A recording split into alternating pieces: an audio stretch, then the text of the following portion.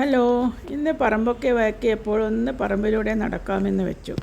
മുഴുവൻ ആ ഒരു മഞ്ഞപ്പൂ വിരിയുന്ന ചെറിയ എന്താണതിൻ്റെ പേരെന്നറിയുന്നില്ല.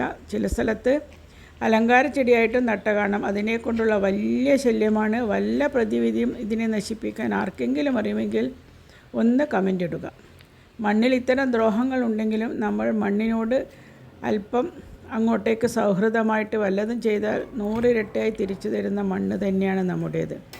അങ്ങനെ തന്നാലെ മുളച്ചു വന്ന പപ്പായയുടെ ചെടിയിൽ നിന്ന് പപ്പായം, പിന്നെ കൃഷിഭവനിൽ നിന്ന് 3 രൂപയ്ക്ക് കിട്ടിയ ഒരു വഴുതിനങ്ങ ഒരു ചെടിയിലുണ്ടായതാണ് കേട്ടോ ആ വഴുതിനങ്ങ മുഴുവനും.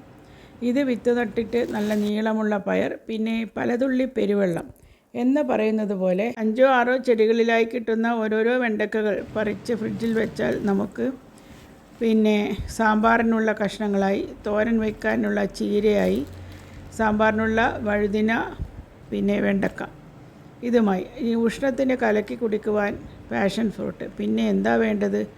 ആരെയും ആശ്രയിക്കാതെ അല്പം പച്ചക്കറി കിട്ടിയാൽ ഇത്രയുമായി. പിന്നെ ഈ കുടംപുളി ആയി വരുന്ന സമയമായി. അപ്പോൾ മീൻ കറിയിലിടാൻ കുടംപുളിയുമായി. അപ്പോൾ നമ്മൾ മണ്ണിനെ കുറ്റം പറയരുത്. മണ്ണിൽ ചില കുസൃതികൾ നമ്മളോട് ഇങ്ങോട്ട് ചെയ്യുന്നുണ്ട്. എങ്കിലും അതുകൊണ്ട് ഇത്രയുമാണ് ഇന്നത്തെ വീഡിയോ. സ്ഥലമില്ലെങ്കിലും അല്പസ്വല്പ സൗകര്യമുണ്ടെങ്കിൽ നിങ്ങളും ഇതുപോലെ ചെയ്തു നോക്കുക. Thanks for watching.